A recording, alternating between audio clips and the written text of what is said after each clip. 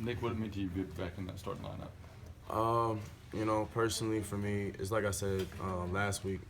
This game isn't about me. It takes 11 guys doing their job. So my job is specifically to help this team win in whatever way I can. So if that's being a starter, great. If not, then any other way I can do it is what I'm gonna do. Do you like the way that he's rotating, Coach McGriff's rotating a lot of the guys in the secondary, and everybody's getting a lot of playing time? Yeah, I mean he's giving everybody a chance to display what they can do, and that's something that not every school does, not every coach does. So to have a coach that has full confidence in every single one of his players is something that means a lot to us, and that kind of builds trust with us going forward. What's your response as a player when that last drive LSU's trying to get a touchdown to win, and your defensive coordinator still dialing up blitzes and playing aggressively and not trying to sit back? It means he's not afraid, and for us that gives us confidence too. As a defense, you feel kind of more concerned when you have a coach that's very, very conservative, and you kind of feel like they don't really have confidence in you. But as a secondary, more specifically when your coach is dialing up full blitzes and leaving you man to man, he's saying, I have full confidence that you can cover any receiver in the country. What was it like to see Trey have the kind of game he had last night, especially after what happened with LSU last year with the what he called the business decision of trying to go high in Fournette? It was good. I was proud, and as a teammate, you want him to do his best. So to watch him be as physical as he was, with no fear, no hesitation, as Coach Steele would say, pull the trigger. It was good for us, and like I said before, it kind of gave us a jump start. Like, hey, we can play with these dudes.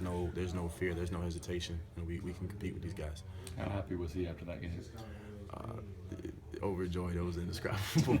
He was jumping around the locker room, hugging everybody, taking pictures with everybody. So it was just a good time. Have you seen him like that before after a win?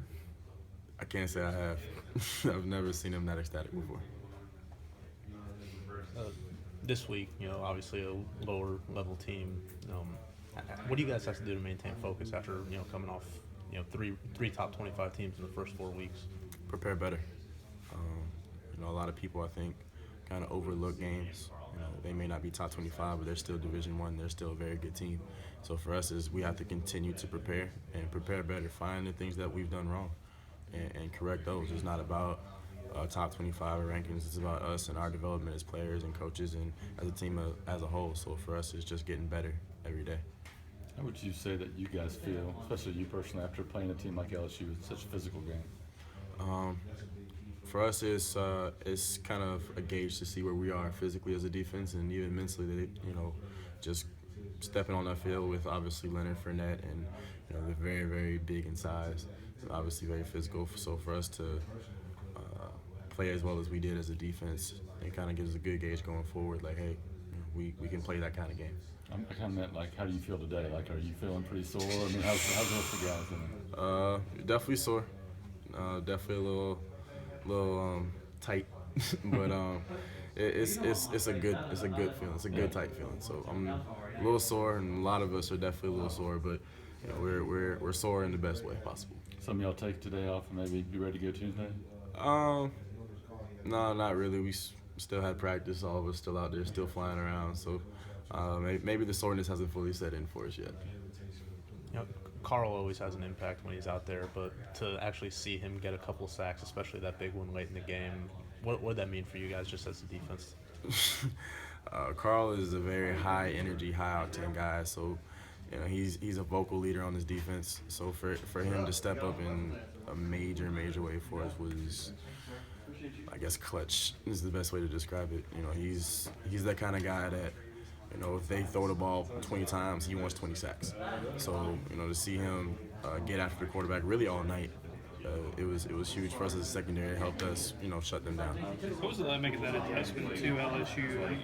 You guys played a bunch of spread teams early. This is a team that uses tight ends, fullbacks like that. How do you think you guys made the adjustment?